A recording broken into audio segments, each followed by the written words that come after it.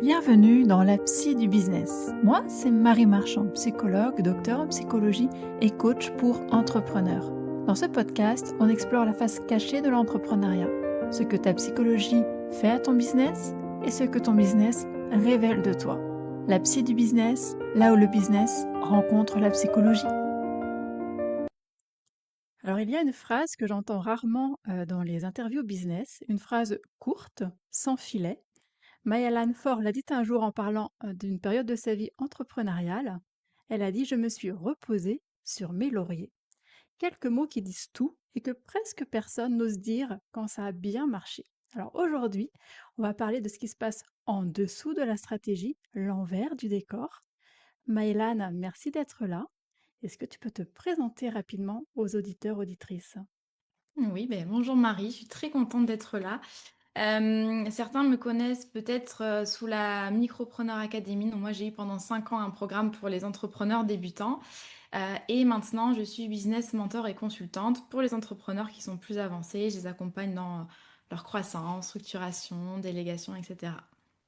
Est-ce que tu peux me raconter une période de ton business où tout fonctionnait bien pour toi, tout marchait et où pour autant tu ne bougeais pas parce que peut-être que c'était confortable, cette situation où tout fonctionnait? Ouais, c'est un très bon sujet. Je pense que je suis pas la seule à qui ça arrive, mais c'est vrai qu'on en parle rarement. C'était en 2022-2023, donc pour le contexte, pendant 5 ans, j'ai eu la même offre, la Micropreneur Academy, moi qui prenais beaucoup la stabilité, le minimalisme, etc. Et en 2022-2023, je venais de connaître tout juste une hyper croissance l'année d'avant. Et en fait, je me suis dit, bah voilà, ça fonctionne, j'ai trouvé la recette. Donc j'avais un produit qui marchait très bien, une offre que j'avais bien peaufinée, tout fonctionnait bien en interne. J'avais de la publicité tous les mois qui tournait, qui me permettait d'alimenter les sessions. Et je faisais, mon année s'articulait toujours de la même façon avec 3 gros lancements par an, un événement qui revenait régulièrement, toujours un petit peu le même, les mêmes stratégies. Et en fait, c'est resté stable comme ça pendant 2 années.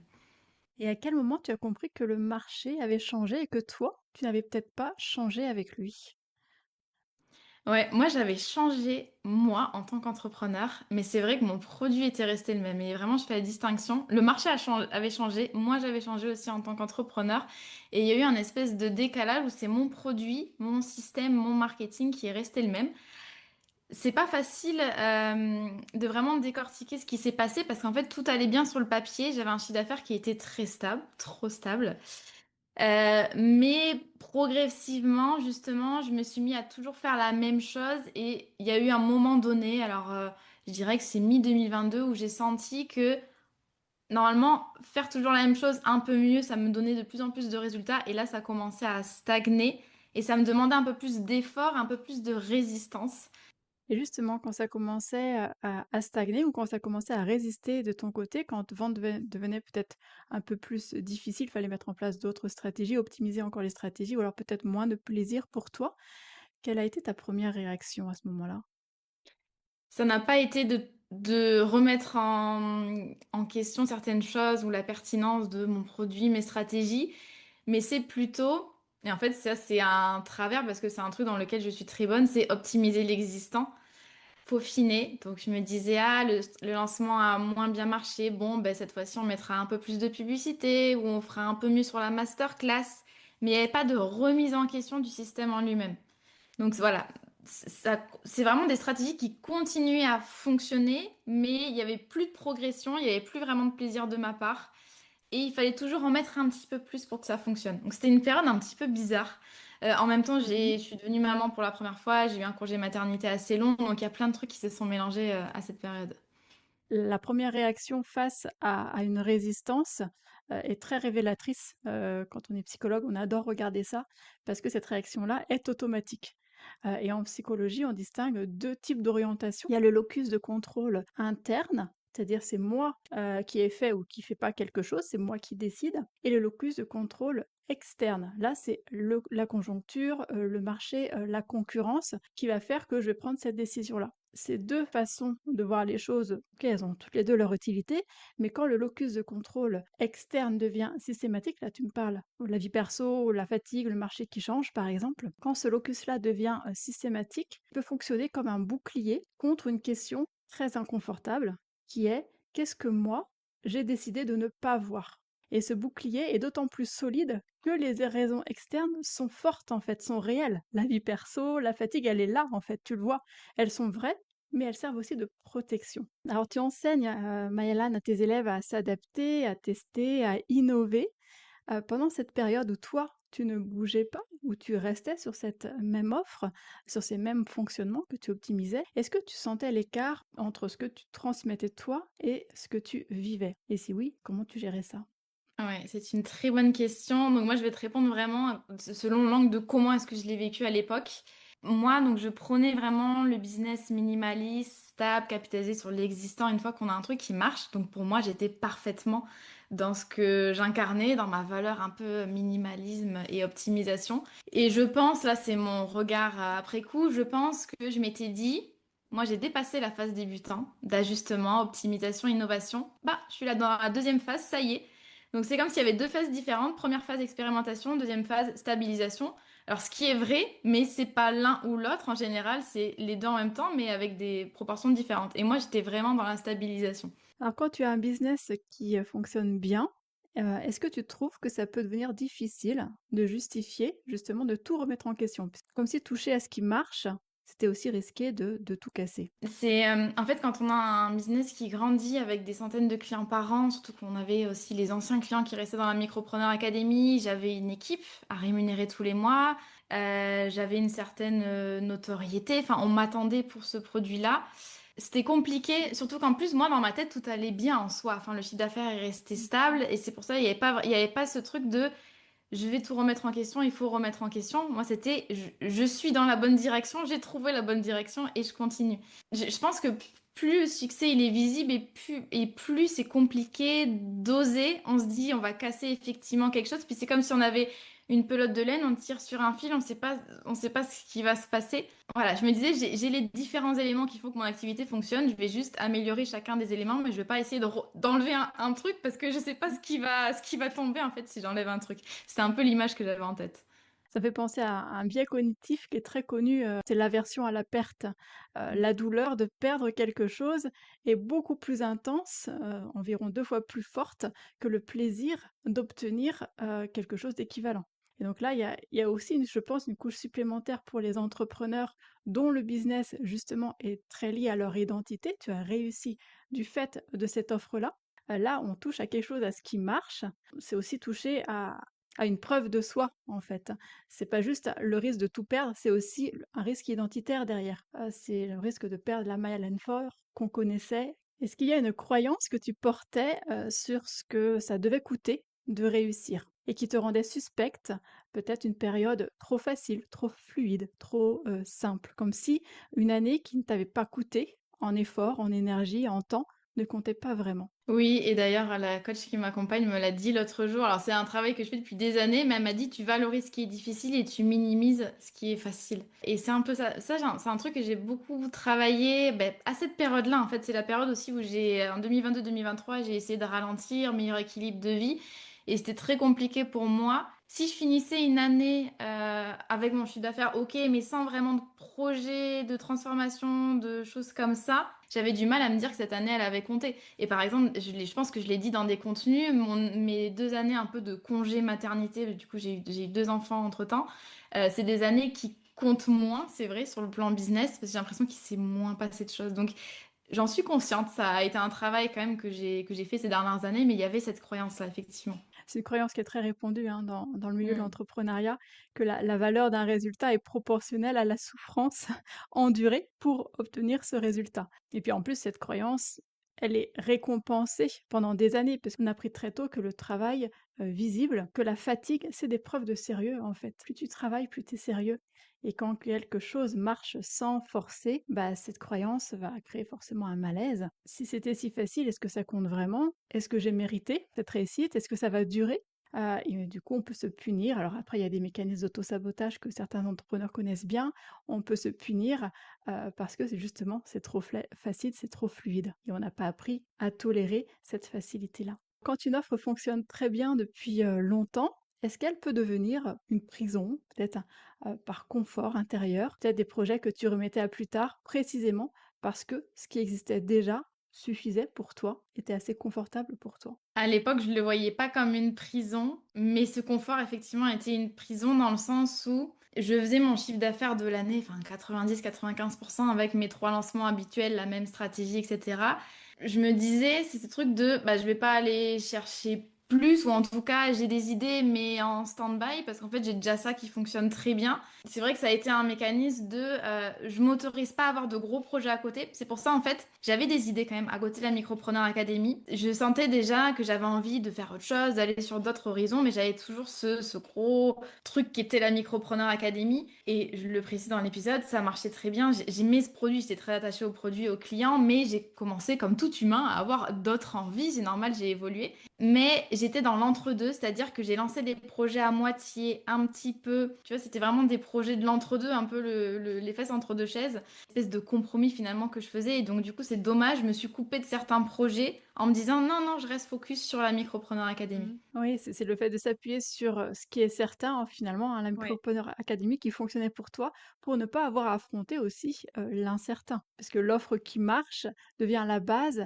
à partir de laquelle on pourrait justement explorer, mais elle devient aussi progressivement, ce à quoi on s'accroche quand l'exploration peut faire peur. Et il y a une forme de dépendance qui peut se construire, pas forcément au produit, mais à l'identité que tu as pu construire autour aussi de ce produit. Ouais, je pense que c'est intéressant parce que quand l'essentiel du chiffre d'affaires dans ton cas vient d'une seule chose depuis plusieurs années, cette chose aussi peut devenir une preuve de qui on est et diversifier, donc créer d'autres choses. C'est aussi implicitement admettre que cette preuve-là, ben, elle ne suffit plus. C'est une forme de deuil et c'est un travail identitaire très intéressant à faire chez les entrepreneurs qui évoluent comme ça, comme toi. Alors, est-ce que le fait d'avoir un business qui pouvait tourner sans toi, donc un business très bien organisé, bien délégué, t'a parfois permis de ne pas avoir à regarder ce qui aurait dû être regardé?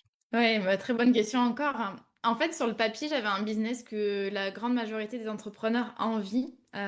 Donc, c'est aussi pour relativiser les choses. Moi, ça m'allait pas cette stagnation et c'est pour ça que j'ai changé en cours de route. Mais d'un point de vue business, structuration, j'avais quelque chose qui tournait très bien avec une équipe super rodée. Moi, je travaillais 25 heures par semaine. J'avais, voilà, une activité qui fonctionnait bien. Il n'y avait aucun couac en termes opérationnels. Et en fait, comme il n'y avait aucun couac, aucune friction, aucun blocage apparent, c'est aussi ça qui m'a fait dire, qui m'a fait rester un peu dans ce truc de on stabilise, on optimise tranquillement, parce qu'il n'y avait pas de, ouais, de friction finalement au quotidien. Et donc en fait, j'étais dans le business à gérer l'opérationnel de la machine pour qu'elle continue à tourner, sans que ça me demande trop d'efforts et d'énergie, mais j'étais plus dans la stratégie, la vision. C'est vrai que j'étais dans mon confort. C'est intéressant parce que un business qui fonctionne bien, il libère aussi, de la vigilance de l'entrepreneur et en neurosciences, on sait que le cortex préfrontal, donc c'est celui qui est responsable de, tout ce qui est pensée, stratégique, de l'anticipation, de l'organisation, de la planification. Ce cortex-là est moins activé en période de faible stress. Il y a pas de pression immédiate, ça va, c'est tranquille, tout fonctionne bien. Il y a pas de feu à éteindre, donc pas de stimulus nouveau. Le cerveau tourne tranquille en régime minimal. Et c'est précisément là, dans ce régime vraiment minimal, que le risque s'installe doucement. Par exemple, je laisse un petit peu reposer sur ses lauriers cette phrase que tu as dit, et on perd la main sur l'évolution qu'on pourrait mettre en place. Alors, quel a été pour toi le moment, Maëlan, où l'inconfort de ne pas bouger est devenu plus fort que l'inconfort de tester d'autres choses? Et qu'est-ce qui t'a finalement fait bouger, fait changer de cible? Ça s'est pas fait en un déclic. Je dirais que ça a été le fruit de 2 années du coup de remise en question parce que en soi, tout allait bien, je voulais pas bouger, mais quand même intérieurement, je commençais à me sentir déconnectée même de l'entrepreneuriat. Tu vois, j'avais plus forcément envie de lire des contenus business ou autre. Fin 2023, quand j'ai retrouvé aussi de l'énergie suite à mon postpartum, etc. Il y a une petite flamme qui s'est allumée. J'ai eu envie, du coup, c'est là où fin 2023, où j'ai développé une nouvelle offre. Et là, j'ai renouvelé un petit peu avec la créativité, la nouveauté. Et je me suis dit, OK, j'ai envie de retrouver cette flamme, ce feu intérieur, cette motivation, cette énergie. J'ai plusieurs projets et il est vraiment temps que je vois la Micropreneur Academy, comment est-ce que j'ai envie de l'insérer finalement dans mon écosystème? Est-ce que je la garde? Est-ce que je la délègue davantage? Est-ce que je crée plusieurs marques? Donc j'ai voulu créer un truc un petit peu compliqué d'ailleurs qui n'a pas vraiment abouti, mais ça m'a fait bouger en fait. C'est un premier mouvement hors de la Micropreneur qui m'a fait bouger. Et c'était aussi, je suis quand même quelqu'un qui est, j'aime travailler, je suis passionnée par l'entrepreneuriat. Et au bout d'un moment, je me suis dit, bon, j'ai pas envie d'être cet entrepreneur patate de canapé qui ne bouge pas. Et j'ai envie de retrouver un petit peu ce feu-là. Et donc en 2024, il y a eu 2 années où j'ai bougé. C'est 2024, j'ai refait entièrement le programme. On a complètement changé la stratégie. J'ai pris une consultante externe pour m'aider, etc. 2025, j'ai fermé la Micropreneur Academy. Donc ça a été 2 années de changement, mais pas dans le même sens. Mais au moins, ça m'a fait bouger. Donc ouais, je dirais que c'est la lassitude après 2 années de stabilité et l'envie de lancer de nouveaux projets. C'est intéressant parce que là, on voit justement que, le coût perçu, donc tu me parles de créativité, tu me parles de feu intérieur que tu as retrouvé en faisant des petits produits à côté et justement qui Mm. sortaient de ton cadre de référence. Le coût perçu de ne pas changer dépassait le coût perçu de changer les choses. Alors tester quelque chose de nouveau quand on a une réputation bien installée comme toi, Maëlane, est-ce que c'est plus difficile que quand on débute? Parce qu'on a peut-être plus à perdre ou alors, est-ce que la réputation peut devenir, une cage? Déjà, comme je l'ai dit tout à l'heure, on a plus à perdre en termes de réputation, de satisfaction client. Enfin, on a une équipe, on a des charges, etc. Deuxièmement, c'est le fait qu'on est quand même attendu sur le marché. On a une certaine étiquette, une certaine notoriété. On est attendu au tournant. En tout cas, on a l'impression d'être attendu au tournant. C'est peut-être deux choses différentes. Et je voudrais parler aussi d'un quelque chose que tu as relevé tout à l'heure, c'est l'identité. Et en fait, depuis que j'ai fermé la Micropreneur Academy, je me suis aperçue à quel point j'avais construit mon identité en tant que Mylan, fondatrice de la Micropreneur Academy. Et du coup, c'était assez difficile finalement. C'était même pas les attentes des autres ou ma réputation, c'était plutôt intérieurement. C'était compliqué de me définir autrement. Et d'ailleurs, pendant très longtemps, j'ai pas cherché à me définir autrement. C'est vraiment quand j'ai fermé le programme que je me suis dit, mais qui je suis en tant qu'humaine, en tant qu'entrepreneur sans la Micropreneur Academy? Et je n'aurais jamais pensé que ça chamboulerait autant finalement d'un point de vue plus intérieur. Je voyais vraiment mon pivot comme quelque chose de, bah, je vais devoir remettre en place des stratégies, etc., le positionnement, mais en fait le gros du travail, il a vraiment été intérieur. Donc c'est un mélange de tout ça finalement. C'est intéressant de soulever effectivement cette question d'identité derrière, l'entrepreneur. Alors je voulais revenir sur, les valeurs que tu prônes, que tu prônais et que tu prônes peut-être, toujours, le minimalisme, l'équilibre. Est-ce que, une valeur peut devenir, sans qu'on s'en rende compte, une bonne raison de ne pas aller chercher plus loin? Moi, je veux simplement savoir s'il y a une valeur, sincère, peut servir aussi de protection pour ne pas aller plus loin. Une valeur, c'est censé être une boussole, c'est pas censé être figé, c'est pas censé être une barrière ou un mur. Et moi, c'est clairement devenu ma barrière. Je dis ma barrière parce que c'est moi qui mettais la barrière. Je me suis un peu cachée, je pense, et j'en avais pas du tout conscience il y a quelques années, hein, mais je me suis un petit peu cachée derrière. C'est très facile de se cacher derrière un truc auquel on croit forcément. Je me suis cachée derrière, oui, le minimalisme, l'équilibre de vie, la simplicité avant tout. Mais c'est pas parce qu'on a des valeurs comme ça que ça nous oblige à ne pas bouger. En fait, enfin, c'est devenu vraiment ma barrière pour justifier un peu cette stabilité que j'avais. Voilà, c'est plus, je m'en suis plus servi comme une boussole finalement, mais plutôt comme quelque chose pour bah, justifier finalement cet immobilisme. Donc ça s'est un peu retourné contre moi en quelque sorte. Alors quand tu as obtenu, tout ce que tu t'étais fixé, est-ce que ça a été pour toi, libérateur? Ou alors est-ce qu'il y a eu un moment de vide ou de se dire: «Bah, oui, maintenant quelle est la prochaine étape? Qu'est-ce que je fais?» Qu'est-ce que ça fait aussi psychologiquement d'avoir tout ce qu'on voulait, d'avoir créé la vie qu'on désirait? C'est déroutant. Donc moi, il y a 2 moments où j'ai vraiment ressenti ça. C'est en 2021 quand mon business, il est passé de 100 000 euros à 530 000 euros en une année. Très déroutant. Donc j'avais pas, j'étais, bien sûr, j'avais la gratitude, j'étais fière en fin d'année. Mais un autre sentiment, c'est OK, et maintenant, tu vois, je me sentais un petit peu vidée. Alors ça avait été une grosse année assez épuisante. Et je me suis dit, mais en fait, bah voilà, j'ai atteint ce que plein de personnes, la majorité des personnes l'espèrent. Et moi aussi, je l'espérais encore il y a un an. Bah ok, mais finalement, j'ai pas ce sentiment d'accomplissement et j'ai pas l'impression d'être arrivée au bout. Et c'est pareil en 2024, donc quand j'ai vraiment décidé de bouger, on a refait toutes les stratégies, j'ai refait tout le programme. J'ai fait le meilleur lancement de la Micropreneur Academy, donc en 2024, quand on disait que le marché avait bougé, etc. Mais au final, je me suis rendu compte justement que c'est pas juste le marché qui bougeait, c'est aussi que voilà, quand on arrête d'innover, forcément, ça donne des résultats moins bons.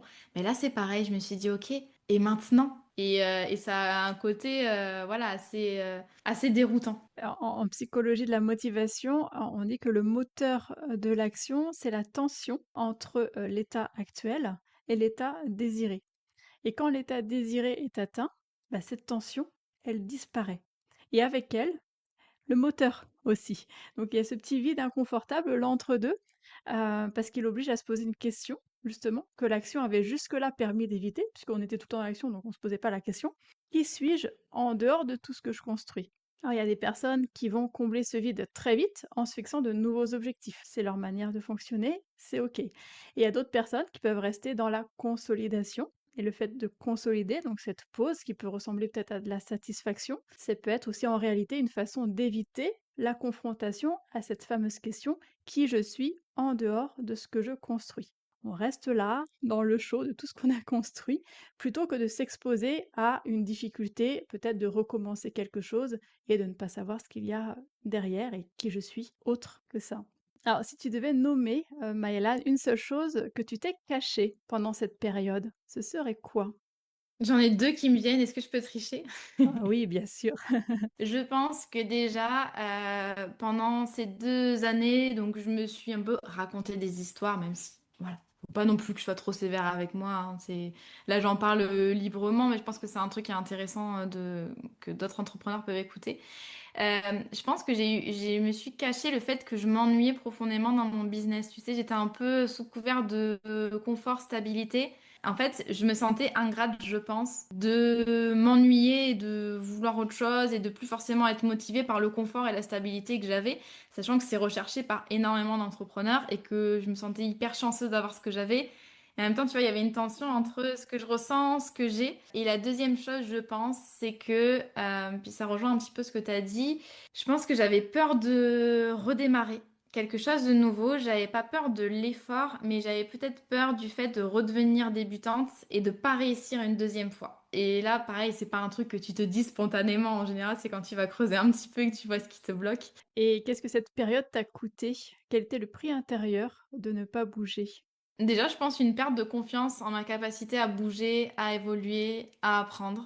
Je me sentais un petit peu à la traîne, comme si j'avais pris du retard sur les choses que j'aurais pu tester, que j'aurais pu apprendre, les opportunités que j'aurais pu avoir. Encore une fois, ça m'allait dans cette période-là de ma vie personnelle, mais quand même, ça m'a pas coûté un manque de confiance, mais c'était pas une fierté, quoi, cette période, tu vois, dans ma vie d'entrepreneur. C'est comme ça, en tout cas, que j'en ai parlé pendant un moment, comme s'il y avait un retard sur ma propre évolution pro, alors que j'avais très vite évolué. Puis il y a eu 2 années de un peu ouais, stabilité. En même temps, ça avait aussi du bon. Et puis il y a d'autres aspects en termes business, au niveau de l'audience, des stratégies. J'étais moins dans les stratégies qui fonctionnent. J'étais moins, on va dire, au goût du jour. C'est pas ça que je voulais dire, mais voilà, on voit l'idée. Puis du coup, j'ai perdu un peu d'engagement de mon audience. Enfin, tu vois, il y a tous ces trucs de des actifs que j'avais mis du temps à créer, bah, ça s'est un petit peu essoufflé. Mais c'est dommage, je regrette de ne pas avoir surfé sur ce momentum un peu. Alors pour les personnes qui nous écoutent, et ceux qui connaissent un petit peu la psychologie existentielle, notamment, dans la lignée de Franck, on parle de tension entre, l'être, qui je suis maintenant, et le devenir. Et l'inconfort de sentir justement qu'on n'est pas en train de devenir ce qu'on pourrait être. On a une vision de ce qui on aimerait être, mais on n'est pas en train de le devenir. Et le coût de cette tension-là, bah, c'est le coût de savoir et de ne pas faire. Je sais que je pourrais aller là-bas, mais je le fais pas. De justement de se regarder, j'entends le côté frustration, de se regarder, de ne pas bouger, de maintenir une façade où on semble un petit peu cohérent, pendant que quelque chose en soi est en train de bouger, en fait, de nous bousculer à l'intérieur. Et cette tension-là, quand elle est ignorée, quand on la met un petit peu sous le tapis, ça crée vraiment de la frustration. Qu'est-ce que tu as dû lâcher dans l'image que tu avais de toi, justement pour te remettre à tester des choses qui risquaient de ne pas marcher? L'image de la femme qui réussit tout du premier coup, que j'ai depuis Mhm. toute petite, qui avait déjà été soulignée par certains de mes proches. J'ai toujours été bonne élève, tu vois, bien réussir dans les études, sans trop de difficultés. Ce syndrome de la bonne élève qui n'ose pas se tromper.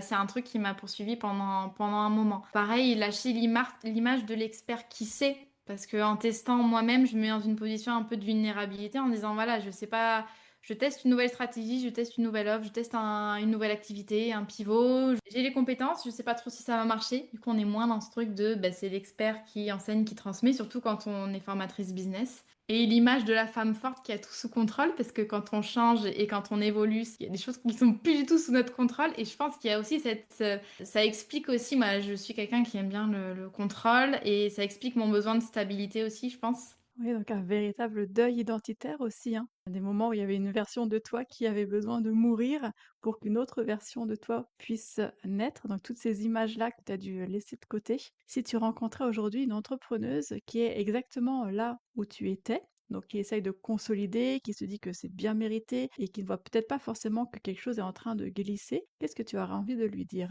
Prendre le temps de se poser les bonnes questions. Déjà, le fait d'être conscient de tout ça, tous ces mécanismes, etc., c'est une grande partie du travail. Moi, je le voyais pas forcément. Tu vois, je voyais que le bon côté des choses. Je suis dans ma valeur de stabilité, minimalisme. Je m'éparpille pas, c'est bien, j'ai le focus.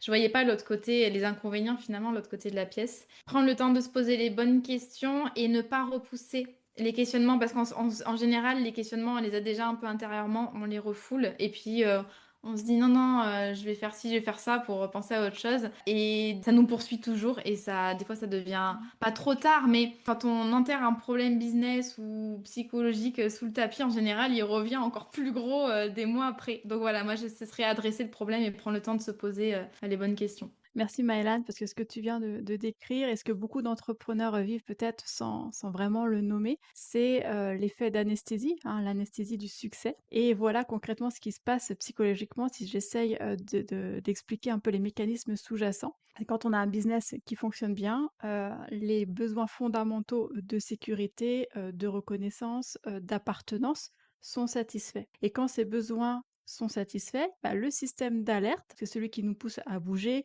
qui nous pousse à explorer d'autres choses, à s'adapter. Ce système-là va se mettre en veille. Et le paradoxe, c'est que cette forteresse va finir par créer exactement la vulnérabilité qu'elle était censée éviter. Et ce qui me touche dans ton parcours, Maëlan, c'est que le signal qui l'a fait bouger n'est pas venu de l'extérieur, il est venu de toi. C'est pas forcément, tu m'as pas parlé du marché, j'ai mis des petites indices dans les questions, mais t'as pas rebondi là-dessus en fait. Donc c'est pas le marché, c'est pas la concurrence, c'est pas tout ça en fait qui t'a fait bouger, c'est venu de toi. Et ça, c'est vraiment la différence entre, je pense en tout cas, subir un changement et choisir de se remettre en mouvement. Donc tu as dû déconstruire beaucoup de choses, plein d'images et de deuil identitaire que tu as fait au fur et à mesure. Une dernière question quand même peut-être, qu'est-ce que ton business t'a appris sur toi que tu n'aurais pas voulu savoir? Moi, je veux tout savoir. Enfin, en vrai, j'aime découvrir même les côtés les plus sombres de ma personnalité. Bon, c'est hyper intéressant de se connaître.